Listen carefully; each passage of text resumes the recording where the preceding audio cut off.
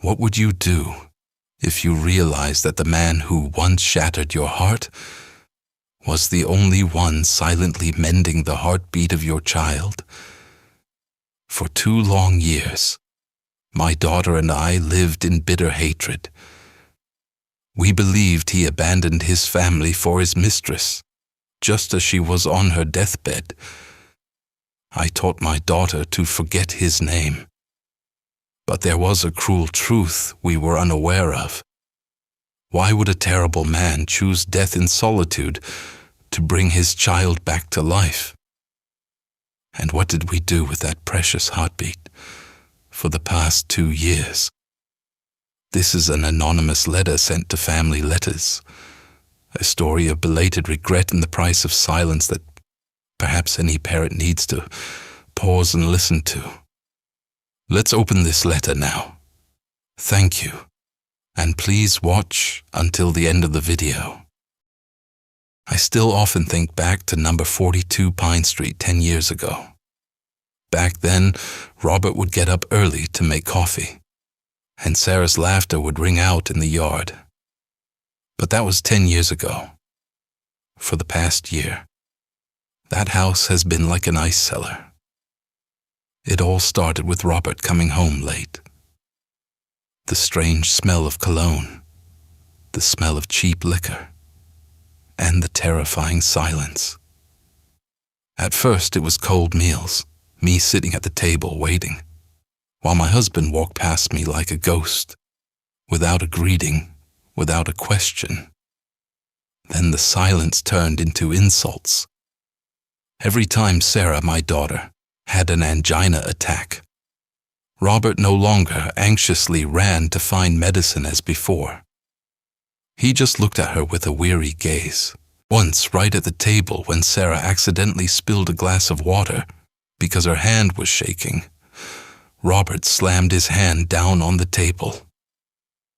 "How long are you going to keep whining? This house is going bankrupt because of your medical bills." That yell, I still hear it echoing in my head every night. For that whole year, my daughter and I lived in constant vigilance. We learned to walk softly, speak quietly, and read the expressions of the head of the household to know if we were allowed to breathe a sigh of relief. Robert started calling me a useless old wife. He didn't resort to physical violence from the beginning, but instead used hurtful words. He called me a parasite. He called our daughter a burden with a flawed heart. The climax was that stormy December night. Robert came home at 11 p.m., his coat covered in snow and smelling of cigarette smoke from some bar. Sarah was sitting in the living room, reading. When she saw her father enter with a tense expression, she tried to get up and go to her room. But Robert held her back. His hands reeked of alcohol, and he said, "You despise me, don't you? Just like your mother, you hypocrite." I ran to intervene, but only received a forceful shove that sent me tumbling against the edge of the wooden table. Sarah screamed, lunging to push her father away, but Robert slapped her. That slap didn't just leave a mark on her cheek. It shattered her last glimmer of hope for a father. "You're not my father. You're a devil," Sarah screamed amidst choked sobs. She ran straight to the door, without a warm coat or her heart medication. I stood up, intending to follow her, but a sharp pain in my side made me collapse. The wooden door slammed shut. The wind howled through the cracks like the wail of a wounded animal. At that moment, I looked at Robert. He slumped onto the sofa, his eyes empty, his breath reeking of alcohol. I didn't know that it was the last breath of false peace in this house. Before I could hold her hand, Sarah dashed out the door. She only managed to put on her flimsy canvas shoes before running straight into the raging white snow outside. I stood frozen in the living room, watching the shattered glass glisten in the dim yellow light, completely unaware that it was the last time we would see a healthy Sarah. Sarah ran off. She didn't take her coat. She didn't take her phone. I stood in the yard, the snow up to my ankles, screaming her name until my throat burned, but only the howling wind answered. Robert stood at the door. He looked at me, then at the night. Regret or fear? I don't know. I only remember grabbing him by the collar, shaking him violently, and screaming in despair. If anything happens to her, I'll kill you. 10 minutes later, the ambulance siren ripped through the town's silence. Robert and I rushed to the intersection of Elm Street, just 2 blocks from home. The flashing red and green lights swept across the pristine white snow, creating streaks of color like blood. Sarah lay there, like a broken doll. Her canvas shoes were scattered far away. My heart stopped. I wanted to rush to her, but the police held me back and said, "Are you the victim's mother? Your child was hit by a car." Robert stood frozen. He didn't say a word. His face, already flushed from alcohol, was now deathly pale. At Ohio Hospital, the pungent smell of disinfectant filled me with overwhelming fear. The beeping of the ventilator was steady. The doctor emerged from the emergency room. He didn't look me in the eye. I sensed it was a bad omen. Her heart is too weak. The impact completely damaged Sarah's already faulty heart valve. She needs a new heart, immediately. Otherwise, she won't make it through the night. I slumped onto the cold plastic bench. A new heart? In a small town like this, on a snowy night like this? It was unthinkable. I turned to Robert, seeking comfort, but he was gone.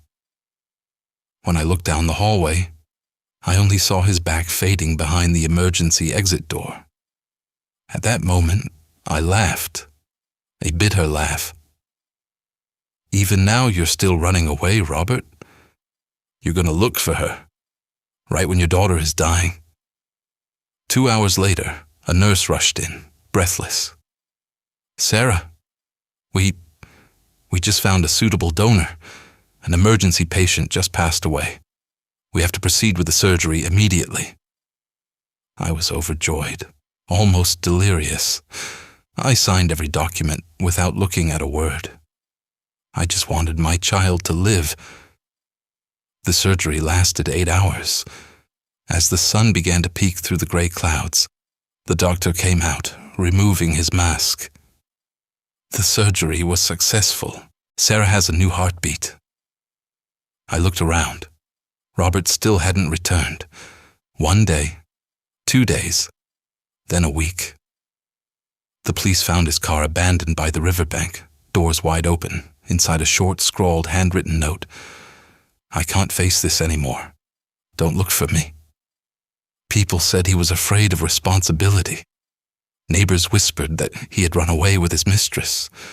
And I, in my pain and hatred, believed it. I believed that man had cowardly abandoned us when we needed him most. I held Sarah close, watching her revive day by day with an unusually strong heartbeat, and I whispered in her ear, "Your father is dead. Never mention him again." 2 years passed. Sarah was now 21. She had made a miraculous recovery. Her new heartbeat was so strong that sometimes, sitting next to me, I could hear the steady thumping beneath her sweater. She called it borrowed life. I called it a bitter miracle. We left number 42 Pine Street. I couldn't stand the smell of cigarette smoke and the fragments of the past. We moved to a smaller apartment above a laundromat. For 2 years, my life revolved around extra shifts at fast food restaurants. The smell of burnt grease, the clanging of dishes, and the backache that tormented me every night. Sarah also worked part-time at the library. She was less talkative than before. Sometimes I would find her standing in front of the mirror, silently touching the long scar running down her chest. The raised scar faded with time, but it served as a permanent reminder of that snowy night, and of the man who abandoned us. "Mom, have you ever thought where Dad is?" Sarah asked as we ate cheap canned soup late one evening. I dropped my spoon. The sound of metal hitting porcelain was jarring. Don't mention his name. A man who could abandon his own child on an operating table to be with his mistress doesn't deserve to be remembered. I spoke those words with all the resentment that had accumulated over 2 years. I imagined Robert in some sunny city, spending money in casinos or embracing a beautiful young woman. Hatred was the only thing that gave me the strength to work 14 hours a day. It was like cheap gasoline, burning my heart but also propelling me forward. We learned to live without Robert. We replaced broken light bulbs. We fixed leaky faucets ourselves. We erased him from old photographs. But there was something strange. Every month, the hospital sent a letter confirming Sarah's health status. And each time they checked, the doctors were surprised. They said this heart was perfectly adapted to her body, as if it was meant to be there, until one day at the end of November, said, according to your late husband's will, this box can only be opened after exactly 2 years. That's why you're only receiving this package now. My hands trembled. The smell of decaying wood and dampness filled my nostrils. Inside the box was no money, no jewelry, only a thick stack of hospital records and an old dead battery phone. I plugged in the phone to charge in the empty room. The screen was cracked but still lit. I held my breath. My heart pounded so fast it felt like it was going to jump out of my chest. I opened the Messages app and searched for a woman's name, as I had hoped. A secret love message to fuel my hatred of the past 2 years. But there was nothing. There were only hundreds of drafts sent to a non-existent phone number. It was Sarah's number from when she used her old phone. November 12th. I'm sorry. I hate myself. November 15th. You look so tired today. I just want to hug you. But I'm afraid my alcohol-smelling hands will stain your shirt. December 1st. I'll find a way to fix everything. I promise. My hands trembled so much I almost dropped the phone. I flipped through the hospital files at the bottom of the box, a pale yellow certificate with a red Ohio state seal, a voluntary organ donation form, the date signed, that very snowstorm night, 1 a.m., 2 hours after Sarah went into the emergency room. Robert's scrawled handwriting under donor, Robert Miller. I read those words over and over again. My vision blurred. I didn't want to believe it. I rummaged through the documents. A forensic report was tucked behind the back. That night, after fleeing the hospital, Robert didn't go looking for his mistress. He drove straight into the ravine by the Elm River. The police concluded it was a swerve accident due to slippery roads and high blood alcohol levels. But the file added a note. The victim had signed her organ donation card just 1 hour before the incident. The victim's heart was still beating when the rescue team arrived. I collapsed onto the cold floor. The musty smell of old papers filled the air. Then Sarah walked into the room. She saw me sitting on the floor, surrounded by a pile of papers. "Mom, what's wrong?" I looked at her.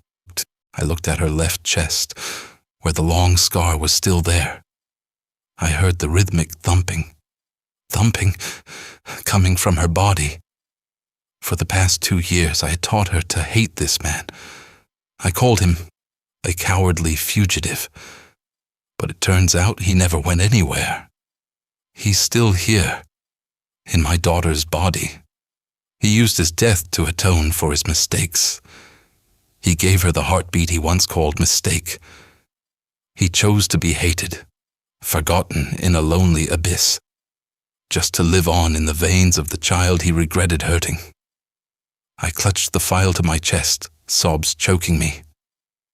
Sarah, Dad didn't leave. He never left. Sarah didn't cry out. She just sat down beside me, her thin hands gently touching the yellowing organ donation certificate. The small room above the laundromat suddenly fell into a terrifying silence. Only the steady hum of the washing machine downstairs, and Sarah's heartbeat could be heard.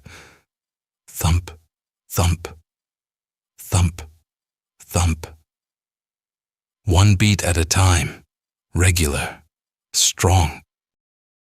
"Mommy," Sarah whispered, her voice as fragile as mist.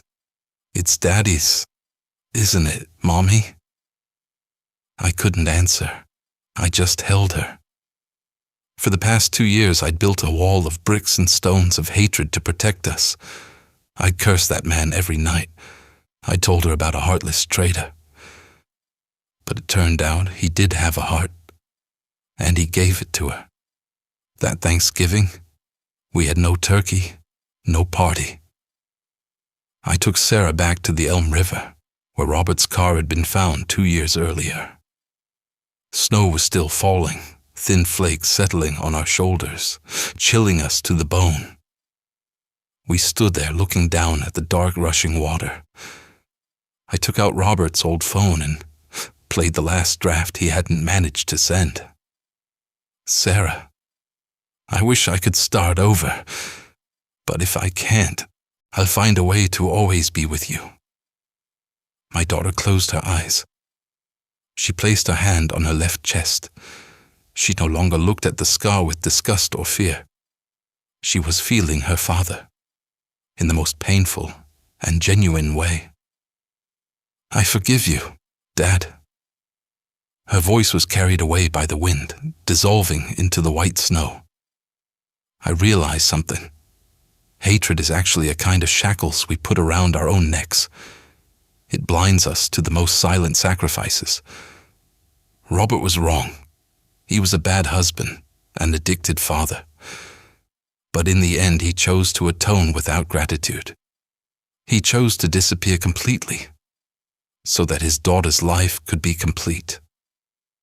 Tonight, as I sit writing these lines to family letters, Sarah is fast asleep in the next room. I peeked through the crack in the door and saw my child's chest rising and falling steadily. I no longer felt pain. Only a gentle sadness and belated gratitude remained. You see, there are mistakes that we need a lifetime to regret. But there are also loves that are only realized when the giver is no longer there. Don't let silence or momentary anger build walls that can't be broken down. Tonight, when you turn off the lights and lie down, try listening to your own heartbeat and perhaps ask yourself, have you ever accidentally hurt someone when you should have hugged them? Don't wait until you're just an old wooden box to start learning to understand. Because time waits for no one. Thank you for listening to the end. Goodbye and see you in the next episode.